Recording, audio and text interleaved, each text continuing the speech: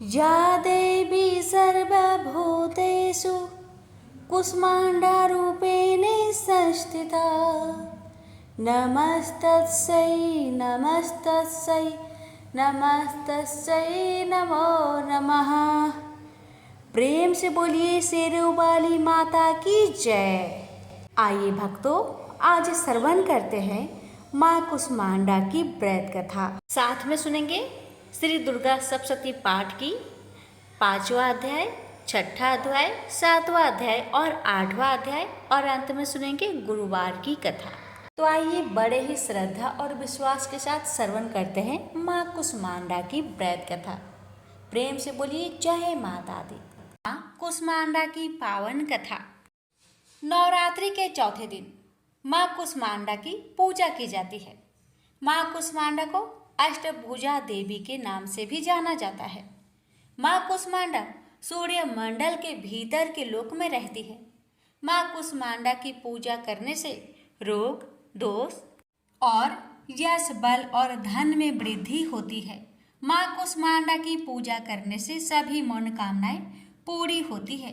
माँ कुष्मांडा की पूजा करने से प्राण शक्ति और बुद्धिमत्ता बढ़ती है। माँ कुष्मांडा को पीले रंग के फूल या चमेली का फूल अर्पित करना चाहिए। माँ कुष्मांडा को मालपुआ का भोग लगाना चाहिए। माँ कुष्मांडा की पूजा के लिए पीले रंग के कपड़े पहनने चाहिए। माँ कुष्मांडा की पूजा के बाद प्रसाद को दान करना चाहिए और स्वयं भी ग्रहण करना चाहिए। माँ कुष्मांडा की पूजा के बाद आरती करनी चाहिए। माँ कुष्मांडा को श्रृंगार में सिंदूर, काजल, चूड़ियाँ, बिंदी, बिछिया, कंघी, दर्पण और पायल भी अर्पित कर सकते हैं। नवरात्रि के चौथे दिन देवी माता को कुष्मांडा के रूप में पूजा जाता है। अपनी मंद हल्की हंसी के द्वारा अंड यानी ब्रह्मांड को उत्पन्न करने के कारण इस देवी को कुष्मांडा नाम से अभिहित किया गया है। जब सृष्टि नहीं थी, चारों तरफ अंधकार ही अंधकार था, तब इसी देवी ने अपने ईसत हास्य से ब्रह्मांड की रचना की थी। इसलिए इसे सृष्टि की आदि स्वरूपा या आदि शक्ति कहा गया है। इस देवी की 8 भुजाएं हैं, इसलिए अष्टभुजा कहलाई। इनके 7 हाथों में क्रमशः कमंडल, धनुष, बाण, कमल, पुष्प, अमृत पूर्ण कलश, चक्र तथा गदा है। 8वें हाथ में सभी सिद्धियों और निधियों को देने वाली जपमाला है। इस देवी का वाहन सिंह है और इन्हें कुहरे की बलि प्रिय है। संस्कृति में कुहरे को कुष्मांड कहते हैं, इसलिए इस देवी को कुष्मांडा कहा जाता है। इस देवी का वास सूर्य मंडल के भीतर लोक में है। सूर्य लोक में रहने की शक्ति क्षमता केवल इन्हीं में है, इसलिए इनके शरीर की कांति और प्रभा सूर्य की भांति ही दिव्यमान है। इन्हीं की तेज से 10 दिशाएं आलोकित है। ब्रह्मांड की सभी वस्तुओं और प्राणियों में इन्हीं का तेज व्याप्त है। अंचल और पवित्र मन से नवरात्रि के चौथे दिन इस देवी की पूजा आराधना करनी चाहिए। इससे भक्तों के रोगों और शोकों का नाश होता है तथा उसे आयु, बल और आरोग्य प्राप्त होता है।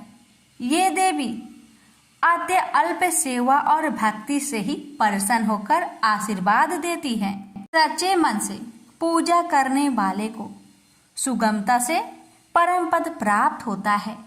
विधि विधान से पूजा करने पर भक्त को कम समय में ही कृपा का सूक्ष्म भाव अनुभव होने लगता है। ये देवी आधियों व्याधियों से मुक्त करती है और उसे सुख, समृद्धि और उन्नति प्रदान करती है। अंततः इस देवी की उपासना में भक्तों को सदैव तत्पर रहना चाहिए। प्रेम से बोलिए माँ कुष्मांडा की जय। क्षमा प्रार्थना। हमें देवी माता से इस प्रकार क्षमा याचना करनी चाहिए।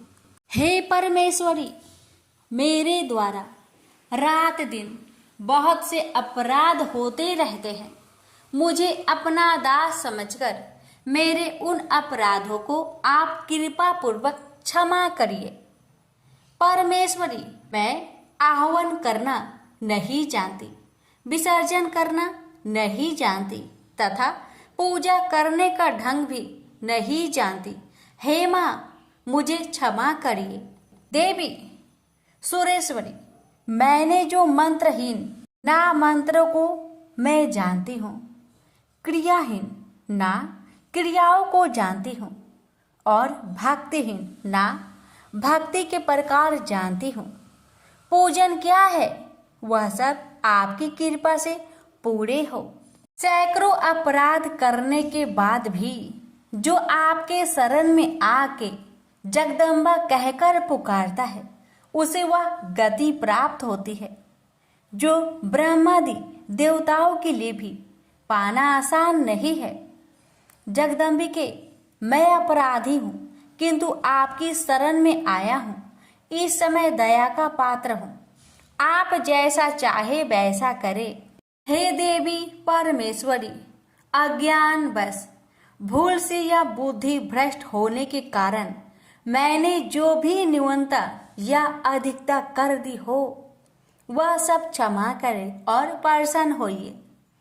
सच्चिदानंद स्वरूपा परमेश्वरी, जगत माता कामेश्वरी, आप प्रेम पूर्वक मेरी यह पूजा स्वीकार करें और मुझ पर प्रसन्न रहे।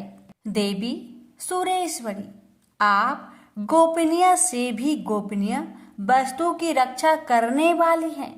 मेरी निवेदन किए हुए इस जप को ग्रहण करिए। आपकी कृपा से मुझे सिद्धि प्राप्त हो। इस प्रकार क्षमा प्रार्थना मंत्र के पाठ से दुर्गा माता आपके जाने अनजाने में हुए सारे अपराधों को क्षमा करेंगी और उनकी कृपा सदैव आपके ऊपर बनी रहेगी। तो प्रेम से बोलिए जगदम्बा माता की जय। दिन आप सभी रसपान करें श्री दुर्गा सप्तशती पाठ अध्याय 5, 6, 7 और 8। माता रानी आप सभी भक्तों पर अपनी कृपा सदा सर्वदा बनाए रखे। जय माता दी। भक्तों, 5वें अध्याय में आप सुनेंगे देवताओं द्वारा देवी की स्तुति। महर्षि मेधा ने कहा, पूर्व काल में शुभ निशुभ नामक असुरों ने अपने बल के मत से इंद्र का त्रिलोकी का राज्य और यज्ञों के भाग छीन लिए और वह दोनों इसी प्रकार सूर्य, चंद्रमा, धर्मराज और वरुण के अधिकारी भी छीनकर स्वयं ही उनका उपभोग करने लगे।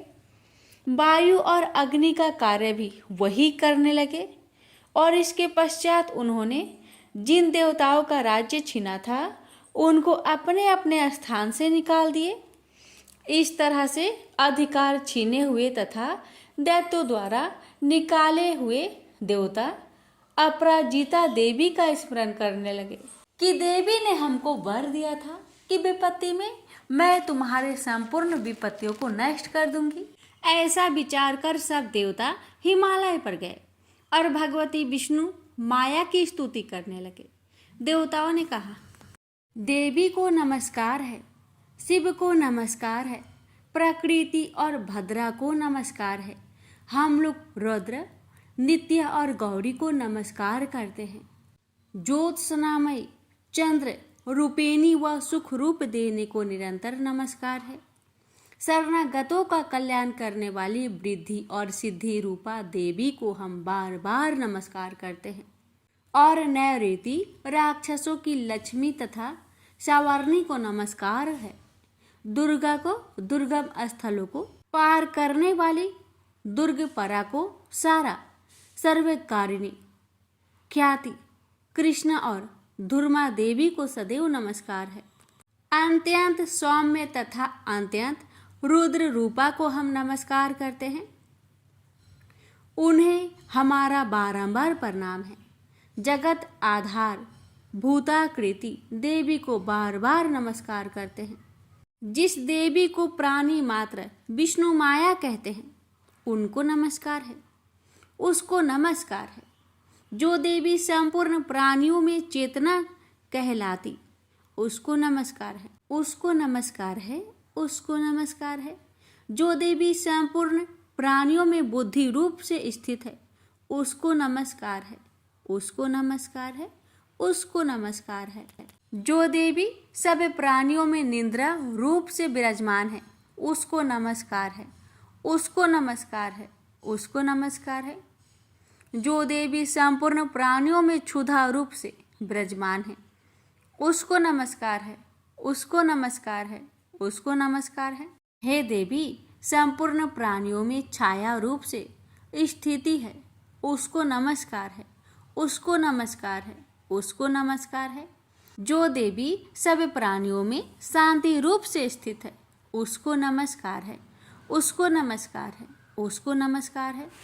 जो देवी सब प्राणियों में श्रद्धा रूप से स्थित है, उसको नमस्कार है, उसको नमस्कार है, उसको नमस्कार है। जो देवी सब प्राणियों में कांति रूप में स्थित है, उसको नमस्कार है, उसको नमस्कार है, उसको नमस्कार है। जो देवी सब प्राणियों में लक्ष्मी रूप से स्थित है, उसको नमस्कार है, उसको नमस्कार है, उसको नमस्कार है। जो देवी संपूर्ण प्राणियों में वृत्ति रूप से स्थित है, उसको नमस्कार है, उसको नमस्कार है, उसको नमस्कार है। जो देवी सब प्राणियों में दया रूप से स्थित है, उसको नमस्कार है, उसको नमस्कार है, उसको नमस्कार है। जो देवी संपूर्ण प्राणियों में तुष्टि रूप से स्थित है, उसको नमस्कार है, उसको नमस्कार है। जो देवी सब प्राणियों में मातृ रूप से विराजमान है, उसको नमस्कार है, उसको नमस्कार है, उसको नमस्कार है, उसको नमस्कार है। जो देवी सब प्राणियों में भ्रांति रूप से स्थित है, उसको नमस्कार है, उसको नमस्कार है, उसको नमस्कार है। जो देवी सब प्राणियों में नित्य रूप से स्थित है, उसको नमस्कार है, उसको नमस्कार है, उसको नमस्कार है। जो देवी संपूर्ण प्राणियों में चैतन्य रूप से स्थित है, उसको नमस्कार है, उसको नमस्कार है, उसको नमस्कार है। जो देवी संपूर्ण प्राणियों में भांति रूप से स्थित है, उसको नमस्कार है, उसको नमस्कार है, उसको नमस्कार है। जो देवी संपूर्ण प्राणियों में नित्य व्याप्त रहती है, उसको नमस्कार है। जो देवी चैतन्य रूप से इस संपूर्ण संसार को व्याप्त करके स्थित है, उसको नमस्कार है, उसको नमस्कार है, उसको नमस्कार है। पूर्व काल में देवताओं ने अपने अभीष्ट फल पाने के लिए जिसको स्तुति की है और देवराज इंद्र ने बहुत दिनों तक जिसका सेवन किया है, वह कल्याण की साधना भूता ईश्वरी हमारा कल्याण और मंगल करे तथा सारी विपत्तियों को नष्ट कर डाले। असुरों के सताए हुए हम संपूर्ण देवता उस परमेश्वरी को इस समय नमस्कार करते हैं तथा जो भक्ति पूर्वक स्मरण किए जाने पर तुरंत ही सब विपत्तियों को नष्ट कर देती है, वह जगदम्बा इस समय भी हमारा मंगल करके और हमारी विपत्तियों को दूर करे। महर्षि मेधा ने कहा, राजन, इस प्रकार जब देवता स्तुति कर रहे थे, उस समय पार्वती देवी गंगा में स्नान करने के लिए आई। तब उनके ही शरीर से प्रकट हुए शिवा देवी बोली, शुभ दैत्य के स्वर्ग से निकाले हुए और निशुम्भ से हारे हुए यह देवता मेरी ही स्तुति कर रहे हैं।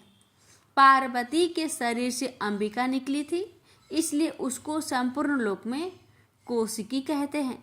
कौशिकी के प्रकट रहने के पश्चात पार्वती देवी के शरीर का रंग काला हो गया और वह हिमालय पर रहने वाली कालिका देवी के नाम से प्रसिद्ध हुई। फिर शुभ और निशुभ के दूत चंडमुंड वहां आए। उन्होंने परम मनोहर रूप वाली अंबिका देवी को देखा। फिर वह शुंभ के पास जाकर बोले, महाराज, एक अत्यंत सुंदर स्त्री हिमालय को प्रकाशित कर रही है। वैसा रूप रंग आज तक हमने किसी स्त्री का नहीं देखा। हे असुरेश्वर, आप यह पता लगाए कि वह कौन है और उसको ग्रहण कर ले। वह स्त्री स्त्रियों में रत्न है। वह अपनी कांति से 10 दिशाओं को प्रकाश करती हुई वहाँ स्थित है, इसलिए आपको उसका देखना उचित है।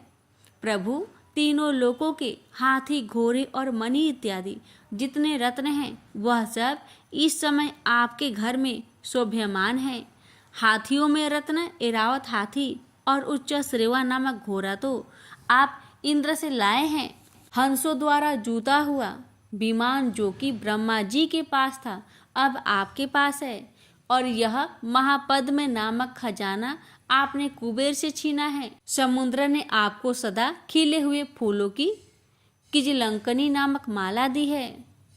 वरुण का कांचन वर्षा नामक छत्र आपके पास है, और रथों में श्रेष्ठ प्रजापति का रथ भी आपके पास ही है। दैत्येंद्र मृत्यु की उत्तरा का तीदा नामक शक्ति भी आपसे छीन ली है, और वरुण का पास भी आपके भ्राता निशुंभ के पास ही है, और समुद्र में पैदा होने वाले सब प्रकार के रत्न भी आपके भ्राता निशुंभ के अधिकार में है, और जो अग्नि में न जल सके ऐसा वस्त्र अग्निदेव ने आपको दिए हैं।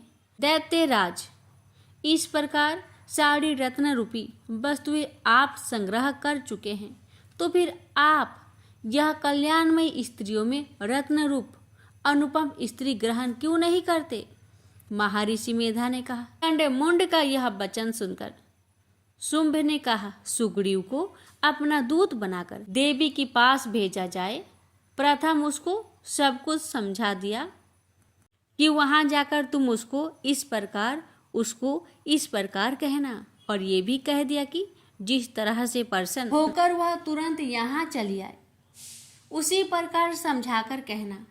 दूत सुग्रीव पर्वत के उस रमणीक भाग में जहाँ देवी बसती थी पहुंचा। दूत ने कहा, हे देवी, दैत्यों का राजा शुंभ जो इस समय तीनों लोकों का स्वामी है, मैं उसका दूत हूँ और यहाँ तुम्हारे पास आया हूँ। संपूर्ण देवता उसकी आज्ञा एक स्वर में मानते हैं। अब जो कुछ उसने कहला भेजा है वह सुनो। उसने कहा है, इस समय संपूर्ण त्रिलोकी मेरे बस में है, और संपूर्ण यज्ञों के भागों को पृथक पृथक मैं ही लेता हूँ, और तीनों लोकों में जितने श्रेष्ठ रत्न हैं वह सब मेरे पास है। देवराज इंद्र का वाहन ऐरावत मेरे पास है, जो मैंने उससे छीन लिया है।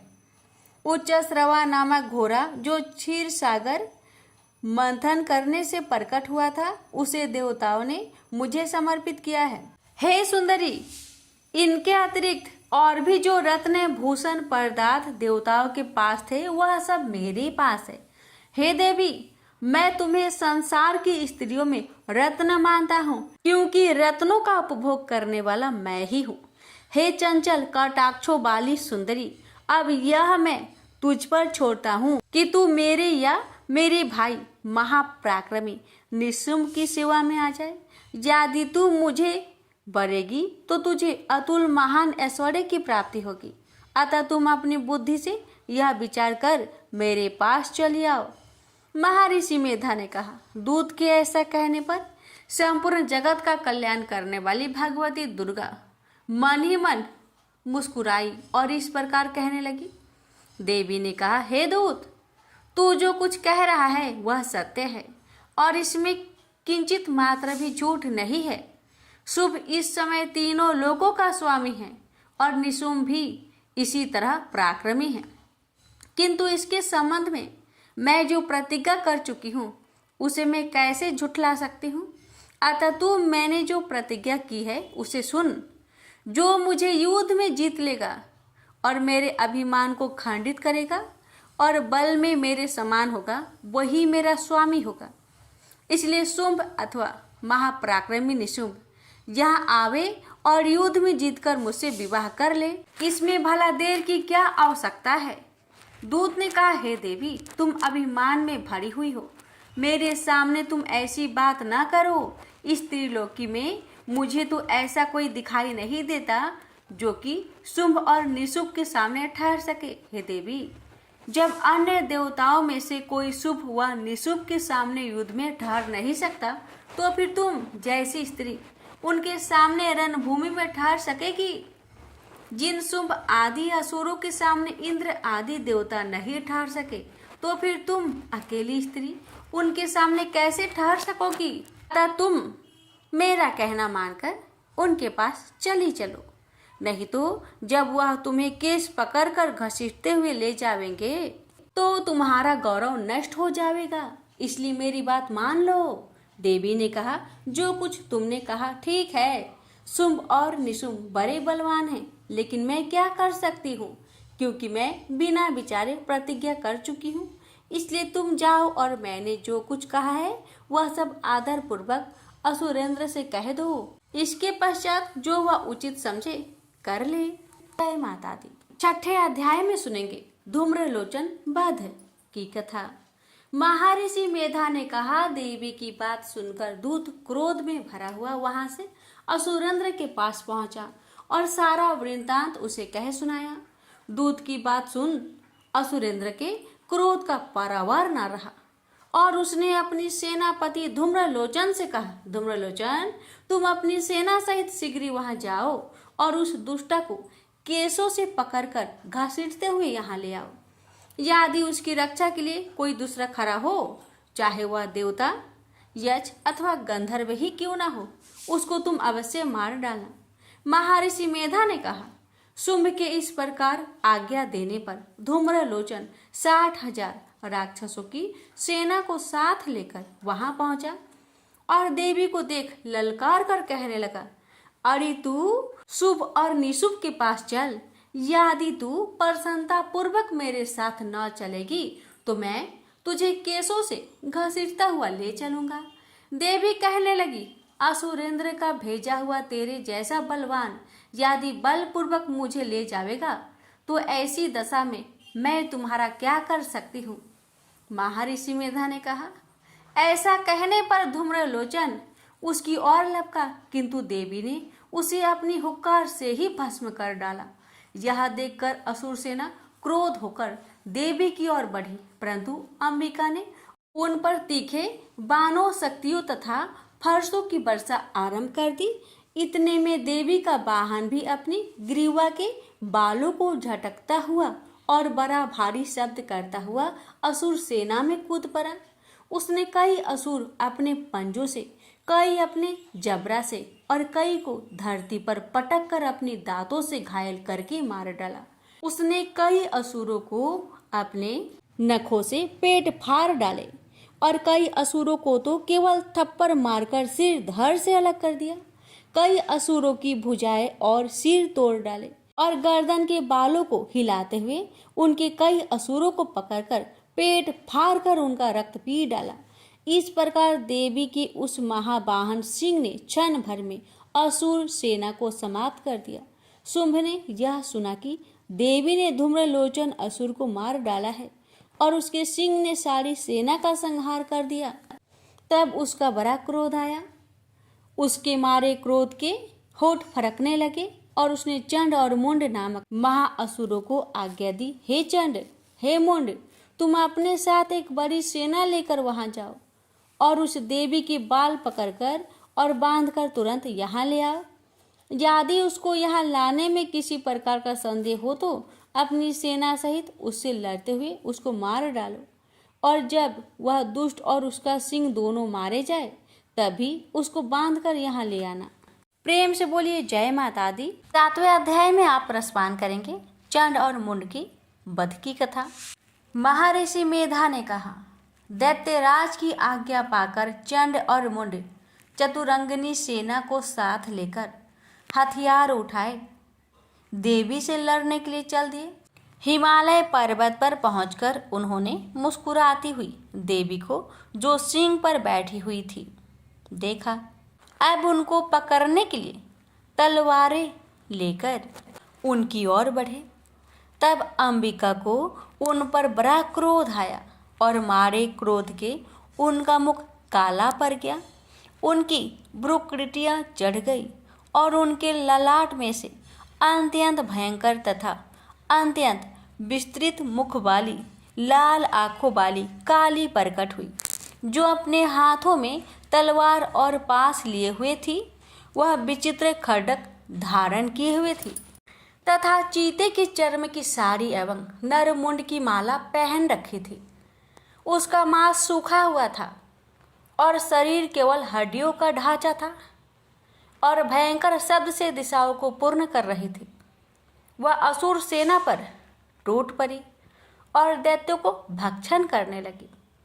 वह पार्श राक्षसों, अंकुशधारी महावतों, हाथियों पर सवार योद्धाओं और घंटा सहित हाथियों को एक हाथ से पकड़ कर अपने मुंह में डाल रही थी और इसी प्रकार वह घोड़ों, रथों, सारथियों व रथों में बैठे हुए सैनिक को मुंह में डालकर भयानक रूप से चबा रही थी। किसी के केस पकड़कर, किसी की गर्दन पकड़कर, किसी को पैरों से दबाकर और किसी दैत्य को छाती से मसलकर मार रही थी। वह दैत्य के छोड़े हुए बड़े बड़े अस्त्र शस्त्र को मुंह में पकड़कर और क्रोध में भरकर उनको दांतों से पीस रही थी। उसने कई बड़े बड़े असुर भक्षण कर डाले, कईयों को रौंद डाला और कितने उसकी मार के मारे भाग गए। कितनों को उसने तलवार से मार डाला, कितनों को अपने दांतों से समाप्त कर दिया। और इस प्रकार से देवी ने क्षण भर में संपूर्ण दैत्य सेना को नष्ट कर दिया। यह देख महापराक्रमी चंड काली देवी की ओर लपका और मुंड ने भी देवी पर अपने भयानक बाणों की वर्षा आरंभ कर दी और अपने हजारों चक्र उस पर छोड़े। उस समय वह चमकते हुए बाण व चक्र देवी के मुख में प्रविष्ट हुए इस प्रकार दिख रहे थे जैसे मानो बहुत से सूर्य मेघों की घटा में प्रविष्ट हो रहे हो। इसके पश्चात भयंकर शब्द के साथ काली ने अत्यंत जोश में भरकर विकट अट्टहास किया। उस समय उसका भयंकर मुख देखा न जाता था और उसमें से उसके श्वेत दांत दिखाई दे रहे थे। फिर उसने तलवार हाथ में लेकर हू शब्द कहकर उसके ऊपर आक्रमण किया और उसके केस पकड़कर उसका सिर काटकर अलग कर दिया। चंड को मरा हुआ देखकर मुंड देवी की ओर लपका, परंतु क्रोध में भर उसे भी अपनी तलवार से यमलोक पहुंचा दिया। चंड और मुंड को मरा हुआ देखकर उसकी बाकी बची हुई सेना वहां से भाग गई। उसके पश्चात काली चंड और मुंड के कटे हुए सिरों को लेकर चंडिका के पास गई और प्रचंड अट्टहास के साथ कहने लगी, ले देवी, चंड और मुंड दो महादैत्यों को मारकर तुम्हारी भेंट कर दिया। अब शुभ और निशुभ को तुमको स्वयं वध करना है। महर्षि मेधा ने कहा। वहां लाए हुए चंड और मुंड के सिरों को देखकर कल्याणमयी चंडी ने काली से मधुर वाणी में कहा, देवी, तुम चूंकि चंड और मुंड को मारकर मेरे पास लेकर आई हो, अतः संसार में चामुंडा के नाम से तुम्हारी ख्याति होगी। प्रेम से बोलिए जय माता दी। 8वें अध्याय का रसपान करेंगे। इस अध्याय में सुनिए रक्त बीज की वध की कथा। महर्षि मेधा ने कहा, चंड और मुंड नामक असुर के मारे जाने से और बहुत सी सेना नष्ट हो जाने से असुरों के राजा प्रतापी शुंभ ने क्रोध युक्त होकर अपनी संपूर्ण सेना को युद्ध के लिए तैयार होने की आज्ञा दी। उसने कहा, आज उदयुद्ध नामक 86 असुर सेनापति अपनी सेनाओं के साथ युद्ध के लिए जाए और कंबू नामक 84 सेनापति भी वहां आए और कोटि वीर्य नामक 50 सेनापति और धूम्रकुल के 100 सेनापति प्रस्थान करें। काल, द्रोहड, मार्य और कालके यह दैत्य भी मेरी आज्ञा से सजकर युद्ध के लिए कूच करे। भयानक शासन करने वाला असुरों का स्वामी शुभ इस प्रकार आज्ञा देकर बहुत बड़ी सेना को साथ युद्ध के लिए चला।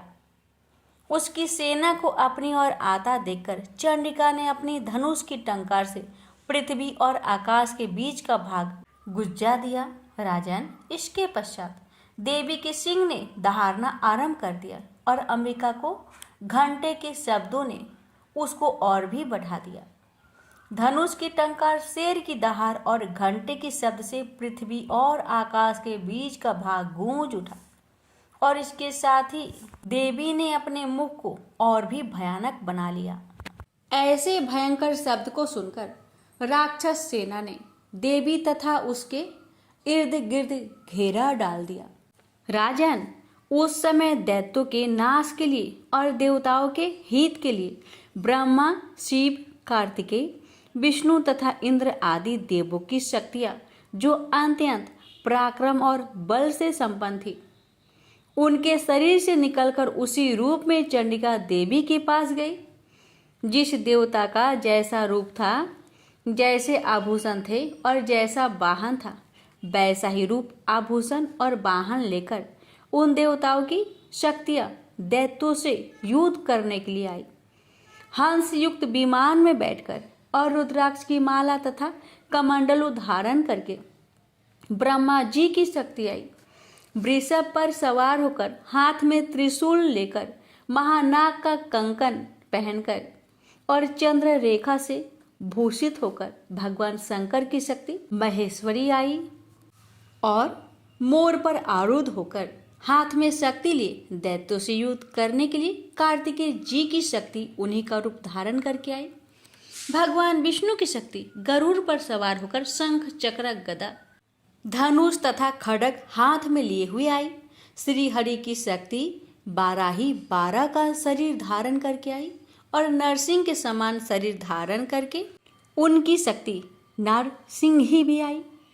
उसकी गर्दन में झटकों से आकाश के तारे टूट पड़ते थे। और इसी प्रकार देवराज इंद्र की शक्ति ऐन्द्री भी ऐरावत के ऊपर सवार होकर आई। पश्चात इन देव शक्तियों से घिरे हुए भगवान शंकर ने चंडिका से कहा, मेरी प्रसन्नता के लिए तुम शीघ्र ही इन असुरों को मारो।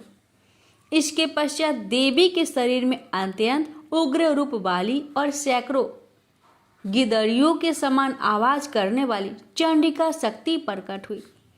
उस अपराजित देवी ने धूमिल जट वाले भगवान शंकर जी से कहा, प्रभु आप मेरी ओर से दूत बनकर शुभ और निशुम्भ के पास जाइए और उन अत्यंत गर्वीले दैत्यों से कहिए तथा उनके अतिरिक्त और भी दैत्य वहां युद्ध के लिए उपस्थित हो, उनसे भी कहिए, जो तुम्हें अपने जीवित रहने की इच्छा हो तो त्रिलोकी का राज्य इंद्र को दे दे। देवताओं को उनका यज्ञ भाग मिलना आरंभ हो जाए और तुम पाताल को लौट जाओ। किंतु यदि बल के गर्भ से तुम्हारी लड़ने की इच्छा हो तो फिर आ जाओ, तुम्हारे मान से मेरी योगिनियां तृप्त होगी। चूंकि उस देवी ने भगवान शंकर को दूत के कार्य में नियुक्त किया था, इसलिए वह संसार में शिवदूती के नाम से विख्यात हुई। भगवान शंकर से देवी का संदेश पाकर दैत्यों का क्रोध का कोई आर पार न रहा और वह जिस स्थान पर देवी विराजमान थी वहां पहुंचे और जाने के साथ ही उस पर बाणों और शक्तियों की वर्षा करने लगे। देवी ने उनके फेंके हुए बाणों, शक्तियों, त्रिशूल और फरसों को अपने बाणों से काट डाला और काली देवी उस देवी के साथ आगे खड़ी होकर शत्रुओं को त्रिशूल से विदर्न करने लगी और खड्वाक से कुचलने लगी। और ब्रह्मानी जिस तरफ दौड़ती थी उसी तरफ अपने कमंडलों का जल छिड़ककर दैत्यों के वीर्य व बल को नष्ट कर देती थी। और इसी प्रकार माहेश्वरी त्रिशूल से, वैष्णवी चक्र से और अत्यंत कोप वाली कौमारी शक्ति द्वारा असुरों को मार रही थी। और ऐन्द्री के बाजू के प्रहार से सैकड़ों दैत्य रक्त की नदियां बहाते हुए पृथ्वी पर सो गए। बाराही ने कितने ही राक्षसों को अपनी थुथुन द्वारा मृत्यु के घाट उतार दिया। दाढ़ों के अग्रभाग से कितने ही राक्षसों की छाती को चीर डाला और चक्र की चोट से कितने को विदर्न करके धरती पर डाल दिया। बड़े बड़े राक्षसों को नरसिंही अपने नखों से विदर्न करके भक्षण कर रही थी और सिंहनाद से चारों दिशाओं को गुजाती हुई रणभूमि में विचर रही थी। शिवदूती के प्रचंड अट्ठास से कितने ही दैत्य भयभीत होकर पृथ्वी पर गिर पड़े और उसके गिरते ही वह उनको भक्षण कर गई। इस तरह क्रोध में भरे हुए मातृगणों के नाना प्रकार की उपयोगों से बड़े बड़े असुरों को मरते हुए देखकर राक्षसी सेना भाग खड़ी हुई और उनको इस प्रकार भागता देखकर रक्तबीज नामक महापराक्रमी राक्षस क्रोध में भरकर युद्ध के लिए आगे बढ़ा। उसके शरीर से रक्त की बूंदें पृथ्वी पर गिरती थी तो वैसे ही शरीर वाला तथा वैसा बलवान दैत्य पृथ्वी से उत्पन्न हो जाता था। रक्तबीज गदा हाथ में लेकर ऐन्द्री के साथ युद्ध करने लगा। जब ऐन्द्री शक्ति ने अपने वज्र से उसको मारा तो घायल होने के कारण उसके शरीर से बहुत सा रक्त चलने लगा और उसकी प्रत्येक बूंद से उसके समान ही बलवान तथा महापराक्रमी अनेकों दैत्य भयंकर रूप में प्रकट हो गए। वह सब के सब दैत्य रक्त बीज के समान ही बलवान तेज वाले थे। वो भी भयंकर अस्त्र शस्त्र लेकर देवियों के साथ लड़ने लगे। जब ऐन्द्र के वज्र प्रहार से हजारों से उसके मस्तक पर चोट लगी और रक्त बहने लगा तो उसमें से हजारों पुरुष उत्पन्न हो गए। वैष्णवी ने चक्र से और ऐन्द्री ने गदा से रक्त बीज को चोट पहुंचाई और वैष्णवी के चक्र से घायल होने पर उसके शरीर से जो रक्त बहा उससे हजारों महाअसुर उत्पन्न हुए, जिनके द्वारा यह संपूर्ण जगत व्याप्त हो गया। कौमारी ने शक्ति से, बराही ने खड्ग से और मातेश्वरी ने त्रिशूल से उसको घायल किया। इस प्रकार क्रोध में भरकर उस महादैत्य ने सब माताओं पर पग पृथक गदा से प्रहार किया और माताओं ने शक्ति और शूल इत्यादि से उसको जो बार बार घायल किया, उससे सैकड़ों महादैत्य उत्पन्न हुए। इस प्रकार उस रक्त बीज के चक्र से उत्पन्न हुए असुरों से संपूर्ण जगत व्याप्त हो गया, जिससे देवताओं को भय हुआ।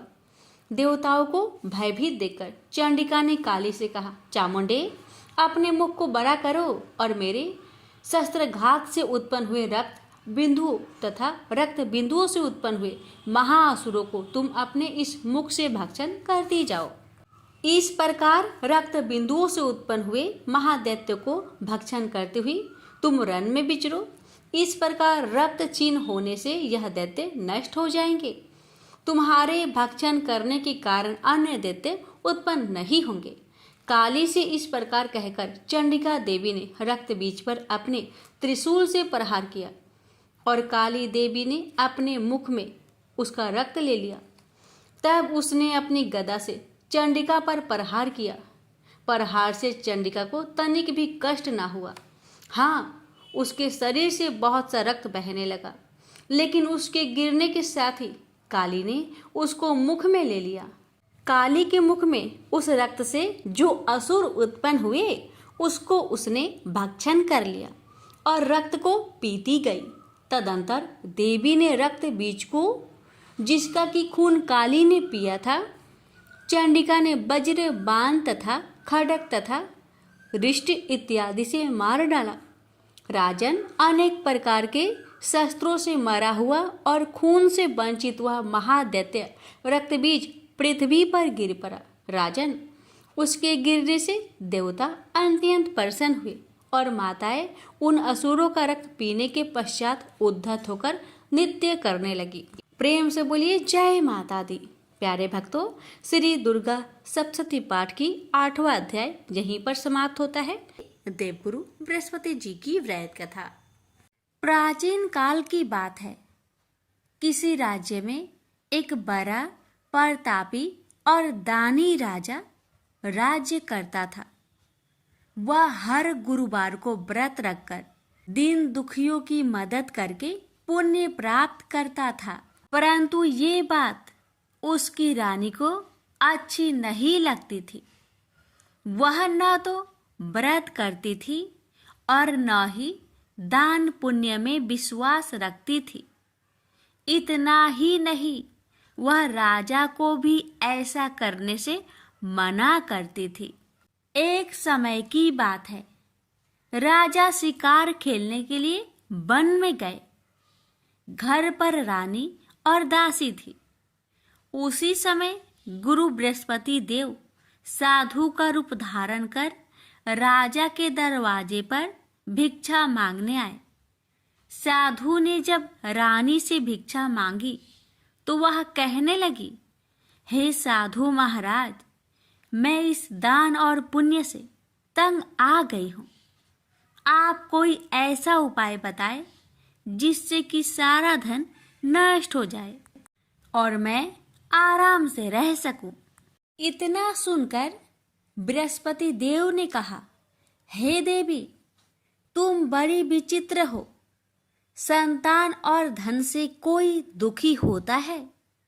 अगर अधिक धन है तो उसे शुभ कार्यों में लगाओ, कुंवारी कन्याओं का विवाह कराओ, विद्यालय और बाग बगीचे का निर्माण कराओ, जिससे तुम्हारे दोनों लोग सुधरे। परंतु साधु की इन बातों से रानी को खुशी नहीं हुई। उसने कहा कि मुझे ऐसे धन की आवश्यकता नहीं है जिसे मैं दान दूं और जिसे संभालने में मेरा सारा समय नष्ट हो जाए। तब साधु ने कहा, अगर तुम्हारी ऐसी इच्छा है तो मैं जैसा तुम्हें बताता हूँ तुम वैसा ही करना। गुरुवार के दिन तुम घर को गोबर से लिपना, अपने बालों को पीली मिट्टी से धोना, राजा से हजामत बनाने को कहना, भोजन में मांस मदिरा का प्रयोग करना, कपड़े धोबी के यहाँ धुलने देना। इस प्रकार 7 बृहस्पतिवार करने से तुम्हारा समस्त धन नष्ट हो जाएगा। इतना कहकर साधु के रूप में बृहस्पति देव अंतर्ध्यान हो गए। साधु के अनुसार कई बातों को पूरा करते हुए रानी को केवल 3 बृहस्पतिवार ही बीते थे कि उसकी समस्त धन संपत्ति नष्ट हो गई। भोजन के लिए राजा का परिवार तरसने लगा।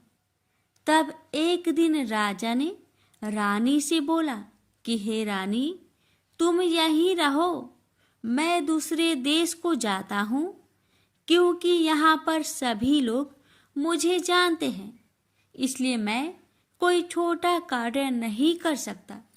ऐसा कहकर राजा दूसरे देश चला गया। वहाँ वह जंगल से लकड़ी काट कर लाता और शहर में बेचता। इस तरह वह अपना जीवन व्यतीत करने लगा। इधर राजा के परदेश जाते ही रानी और दासी दुखी रहने लगी। एक बार जब रानी और दासी को 7 दिन तक बिना भोजन के रहना पड़ा, तो रानी ने अपनी दासी से कहा, हे दासी, पासी के नगर में मेरी बहन रहती है, वह बड़ी धनवान है, तो उसके पास जा और कुछ ले आ, ताकि थोड़ी बहुत गुजर बसर हो जाए। दासी रानी की बहन के पास गई। उस दिन गुरुवार था और रानी की बहन उस समय बृहस्पतिवार व्रत की कथा सुन रही थी। दासी ने रानी की बहन को अपनी रानी का संदेश दिया, लेकिन रानी की बड़ी बहन ने कोई उत्तर नहीं दिया। जब दासी को रानी की बहन से कोई उत्तर नहीं मिला तो वह बहुत दुखी हुई और उसे क्रोध भी आया। दासी ने वापस आकर रानी को सारी बात बता दी। ये सुनकर रानी ने अपने भाग्य को कोसा। उधर रानी की बहन ने सोचा कि मेरी बहन की दासी आई थी, परंतु मैं उससे नहीं बोली, इससे वह बहुत दुखी हुई होगी।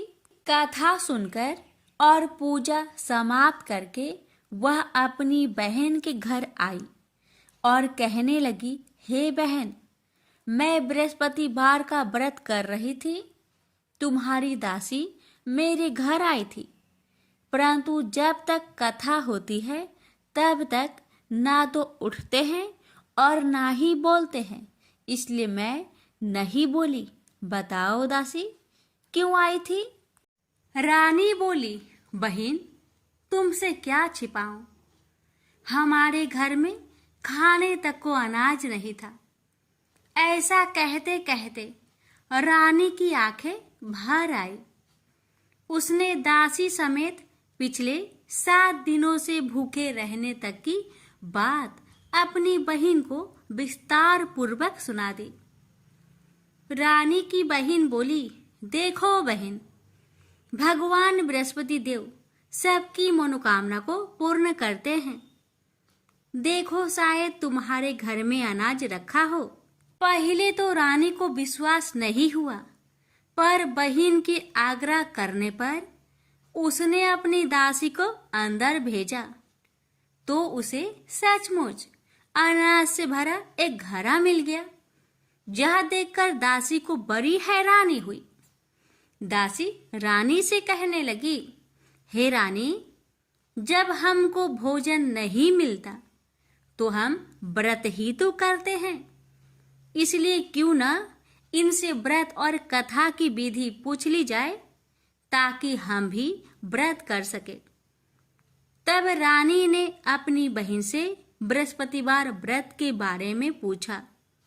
उसकी बहन ने बताया, बृहस्पतिवार के व्रत में चने की दाल और मुनक्का से विष्णु भगवान का केले के जड़ में पूजन करे तथा दीपक जलाए, व्रत कथा सुने और पीला भोजन ही करे। इससे बृहस्पति देव प्रसन्न होते हैं। व्रत और पूजन विधि बताकर रानी की बहन अपने घर लौट आई। 7 दिन के बाद जब गुरुवार आया तो रानी और दासी ने व्रत रखा। घुड़सार में जाकर चना और गुड़ लेकर आई। फिर उससे केले की जड़ तथा विष्णु भगवान का पूजन किया। अब पीला भोजन कहाँ से आए? इस बात को लेकर दोनों बहुत दुखी थे। चूंकि उन्होंने व्रत रखा था, इसलिए बृहस्पति देव उनसे प्रसन्न थे। इसलिए वे एक साधारण व्यक्ति का रूप धारण कर 2 थालों में सुंदर पीला भोजन दासी को दे गए। भोजन पाकर दासी प्रसन्न हुई और फिर रानी के साथ मिलकर भोजन ग्रहण किया। उसके बाद वे सभी गुरुवार को व्रत और पूजन करने लगी। बृहस्पति भगवान की कृपा से उनके पास फिर से धन संपत्ति आ गई, परंतु रानी फिर से पहले की तरह आलस्य करने लगी। तब दासी बोली, देखो रानी, तुम पहले भी इस प्रकार आलस्य करती थी। तुम्हें धन रखने में कष्ट होता था, इस कारण सभी धन नष्ट हो गया, और अब जब भगवान बृहस्पति की कृपा से धन मिला है तो तुम्हें फिर से आलस्य होता है। रानी को समझाते हुए दासी कहती है कि बड़ी मुसीबतों के बाद हमने यह धन पाया है, इसलिए हमें दान पुण्य करना चाहिए, भूखे मनुष्य को भोजन कराना चाहिए और धन को शुभ कार्य में खर्च करना चाहिए, जिससे तुम्हारे कुल का यश बढ़ेगा, स्वर्ग की प्राप्ति होगी और पितृ प्रसन्न होंगे। दासी की बात मानकर रानी अपना धन शुभ कार्य में खर्च करने लगी, जिससे पूरे नगर में उसका यश फैलने लगा।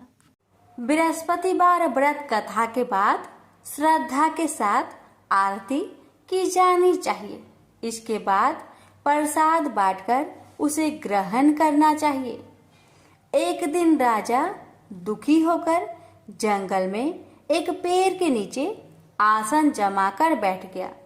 वह अपनी दशा को याद करके व्याकुल होने लगा। बृहस्पतिवार का दिन था। एकाएक उसने देखा कि निर्जन वन में एक साधु प्रकट हुए। वह साधु भेष में स्वयं बृहस्पति देवता थे। लकड़हारे के सामने आकर बोले, हे लकड़हारे, इस सुनसान जंगल में तू चिंता मग्न क्यों बैठा है? लकड़हारे ने दोनों हाथ जोड़कर प्रणाम किया और उत्तर दिया, महात्मा जी, आप सब कुछ जानते हैं, मैं क्या कहूँ? यह कहकर रोने लगा और साधु को अपनी आत्मकथा सुनाई। महात्मा जी ने कहा, तुम्हारी स्त्री ने बृहस्पति के दिन बृहस्पति भगवान का निरादर किया है, जिसके कारण रुष्ट होकर उन्होंने तुम्हारी यह दशा कर दी। अब तुम चिंता को दूर करके मेरे कहने पर चलो तो तुम्हारे सब कष्ट दूर हो जाएंगे और भगवान पहले से भी अधिक संपत्ति देंगे। तुम बृहस्पतिवार के दिन कथा किया करो।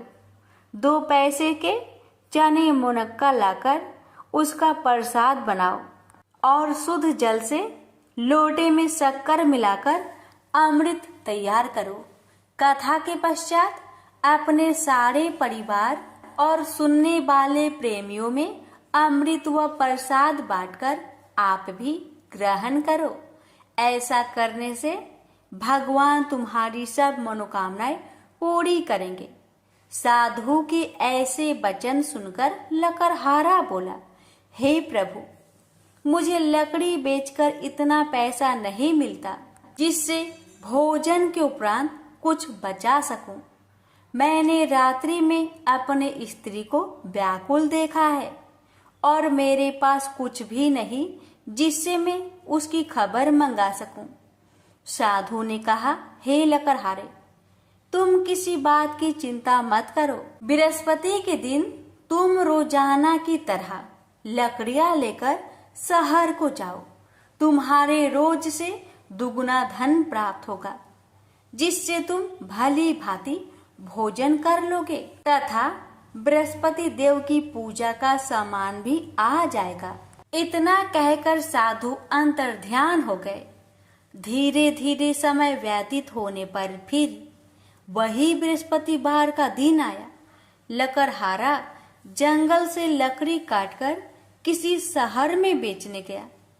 उसे उस दिन और दिन से अधिक पैसा मिला। राजा ने चना गुड़ आदि लाकर गुरुवार का व्रत किया। उस दिन से उसके सभी कलेश दूर हुए। परंतु जब दोबारा गुरुवार का दिन आया तो बृहस्पतिवार का व्रत करना भूल गया। इस कारण बृहस्पति भगवान नाराज हो गए। उस दिन उस नगर के राजा ने विशाल यज्ञ का आयोजन किया तथा शहर में यह घोषणा करा दी कि कोई भी मनुष्य अपने घर में भोजन न बनावे, न आग जलावे। समस्त जनता मेरे यहाँ भोजन करने आवे। इस आज्ञा को जो न मानेगा उसे फांसी की सजा दी जाएगी। इस तरह की घोषणा संपूर्ण नगर में करवा दी गई। राजा की आज्ञा अनुसार शहर के सभी लोग भोजन करने गए, लेकिन लकड़हारा कुछ देर से पहुंचा, इसलिए राजा उसको अपने साथ घर लिवा ले गए और ले जाकर भोजन करा रहे थे तो रानी की दृष्टि उस खूंटी पर पड़ी जिस पर उसका हार लटका हुआ था। वह वहां पर दिखाई नहीं दिया। रानी ने निश्चय किया कि मेरा हार इस मनुष्य ने चुरा लिया है। उसी समय सिपाहियों को बुलवाकर उसको कारागार में डलवा दिया। जब लकड़हारा कारागार में पड़ गया और बहुत दुखी होकर विचार करने लगा कि ना जाने कौन से पूर्व जन्म के कर्म से मुझे यह दुख प्राप्त हुआ है, और उसी साधु को याद करने लगा जो कि जंगल में मिला था। उसी समय तत्काल बृहस्पति देव साधु के रूप में प्रकट हुए और उसकी दशा को देखकर कहने लगे, अरे मूर्ख, तूने बृहस्पति देव की कथा नहीं करी, इस कारण तुझे दुख प्राप्त हुआ है। अब चिंता मत कर। बृहस्पतिवार के दिन कारागार के दरवाजे पर 4 पैसे पड़े मिलेंगे। उनसे तू बृहस्पति देव की पूजा करना, तेरे सभी कष्ट दूर हो जाएंगे। बृहस्पति के दिन उसे 4 पैसे मिले। लकड़हारे ने कथा कही। उसे रात्रि को बृहस्पति देव ने उस नगर के राजा को सपने में कहा, हे राजा, तुमने जिस आदमी को कारागार में बंद किया है वह निर्दोष है, वह राजा है, उसे छोड़ देना। रानी का हार उसी खूंटी पर लटका है। अगर तू ऐसा नहीं करेगा तो मैं तेरे राज्य को नष्ट कर दूंगा।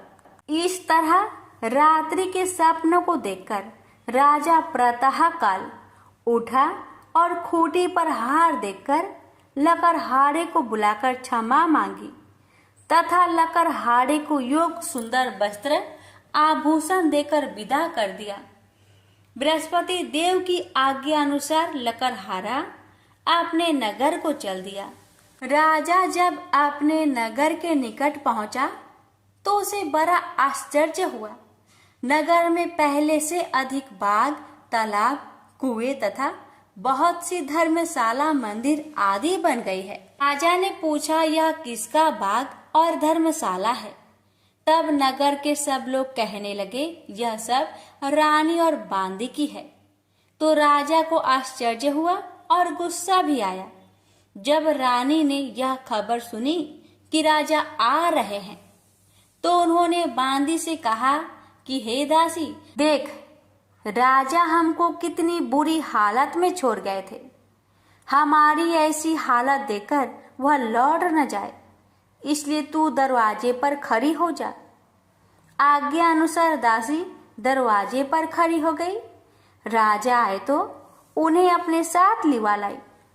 तब राजा ने क्रोध करके अपनी रानी से पूछा कि यह धन तुम्हें कैसे प्राप्त हुआ?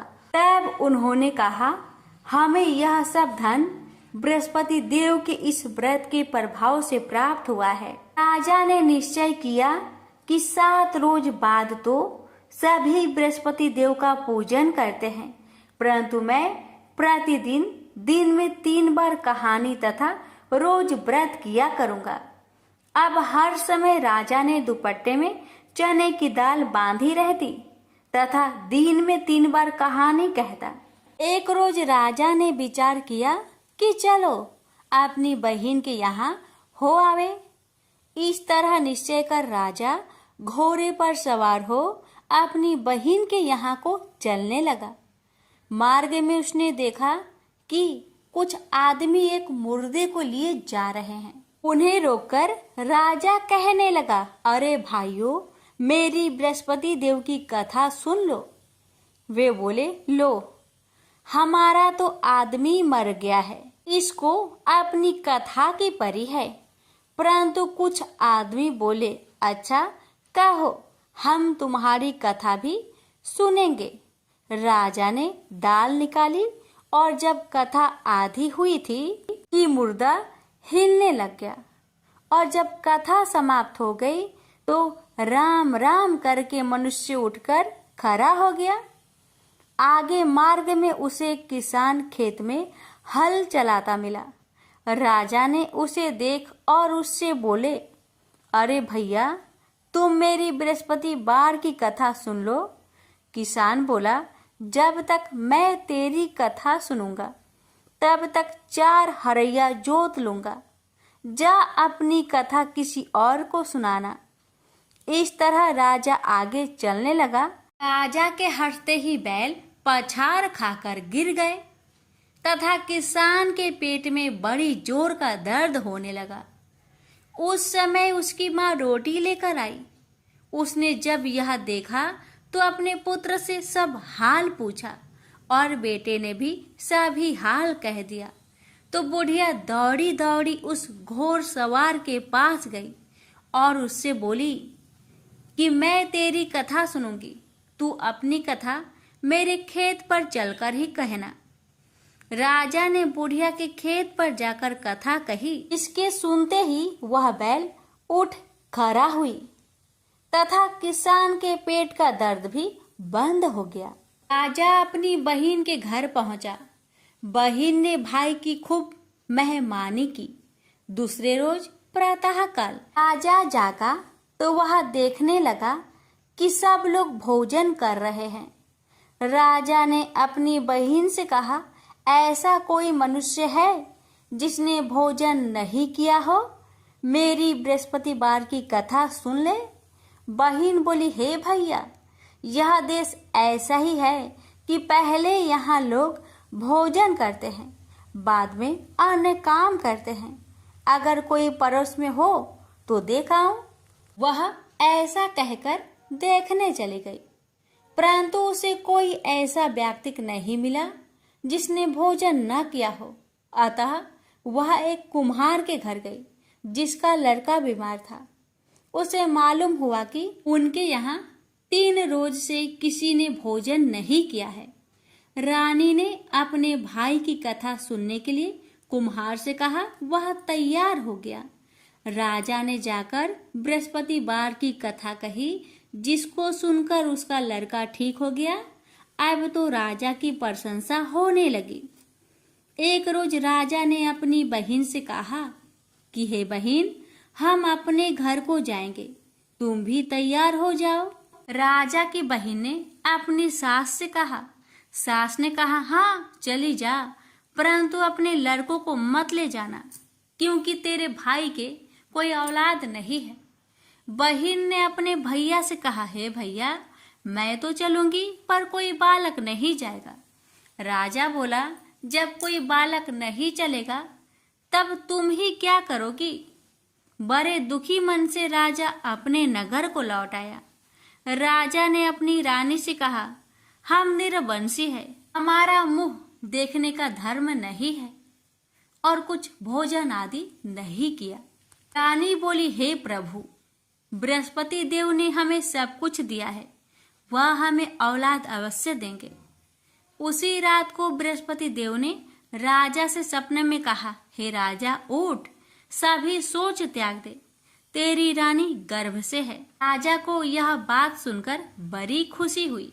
9वें महीने में उसके गर्भ से एक सुंदर पुत्र पैदा हुआ। तब राजा बोला, हे रानी, स्त्री बिना भोजन के रह सकती है, पर बिना कहे नहीं रह सकती। जब मेरी बहन आवे तुम उससे कुछ मत कहना। रानी ने सुनकर हाँ कर दिया। जब राजा की बहन ने यह शुभ समाचार सुना तो वह बहुत खुश हुई तथा बधाई लेकर अपने भाई के यहाँ आई। तभी रानी ने कहा, घोड़ा चढ़कर तो नहीं आई, गधा चढ़ी आई। राजा की बहन बोली, भाभी, मैं इस प्रकार न कहती तो तुम्हें औलाद कैसे मिलती? बृहस्पति देव ऐसे ही हैं, ऐसी जिसके मन में कामनाएं हैं सभी को पूर्ण करते हैं। जो सदा भावना पूर्वक बृहस्पतिवार का व्रत करता है एवं कथा पढ़ता अथवा सुनता है, दूसरों को सुनाता है, बृहस्पति देव उसकी सभी मनोकामना पूर्ण करते हैं। तो प्रेम से बोलिए, बृहस्पति भगवान की जय हो। कथा अच्छी लगे तो वीडियो को लाइक शेयर करें। चैनल पर पहली बार आए हैं तो चैनल को सब्सक्राइब करें।